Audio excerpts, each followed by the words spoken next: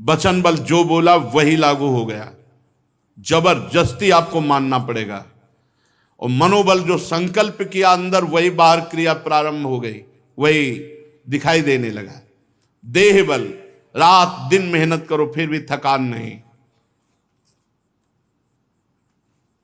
आप कुछ समय तक व्यवहार करके देखिए ब्रह्मचर्य का, फिर आपको खुद पता चलेगा कि कितना आनंद प्रदान करता है ब्रह्मचर्य।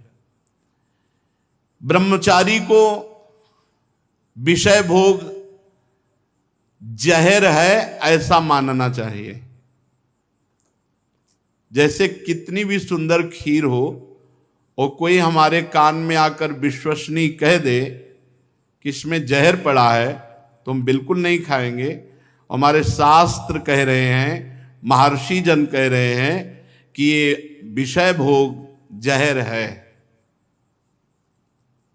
महान विषय है, ये पूरे जीवन को नष्ट कर देता है।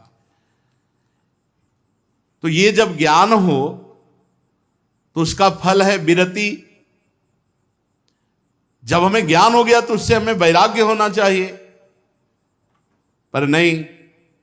ये ज्ञान तो है कि भोगों में सुख नहीं है, भोग दुख रूप है, भोग जहर के समान है। कैसा ज्ञान है? वाचिक ज्ञान, उपदेश देने के लिए। लेकिन जब भोग सामने आते हैं तब ये ज्ञान काम नहीं करता।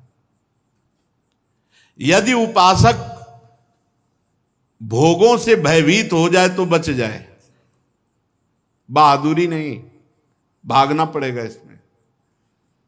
एक बार पूज्यपाद सिउड़िया बाबा जी ने स्वप्न देखा। स्वप्न में भी कितने सावधान हैं।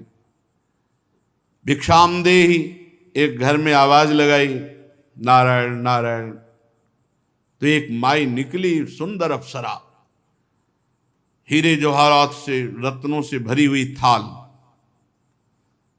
आवाज एक घर में लगाई और सैकड़ों घरों से निकल आई और सब एक से एक सुंदर, और चारों तरफ से घेर लिया और मुस्कुराना, हाव भाव प्रकट करना। बाबा भागे और बहुत जोर के भागे और कई किलोमीटर तक भागते रहे। फिर पीछे मुड़ के जब देखा कि कोई नहीं दिखाई दे रहा, तब खड़े होकर सांस ली। जब सांस ले रहे थे तो आंख खुल गई। आंख खुल गई तो नारायण नारायण नारायण। अच्छा हुआ कि स्वप्न में भी भागे। भागने से ही बचोगे, यहां जीतने के चक्कर में मत पड़ना, बहुत धोखा है। ये मन बहुत धोखेबाज है। यदि कोई विषय से ऐसा भय रखे जैसे सांप, बिच्छू या सिंह, कोई सांप आके गले लगना चाहे तो आप क्या करोगे? भागोगे ना। और बाघ देख लो, सिंह देख लो, भागोगे ना।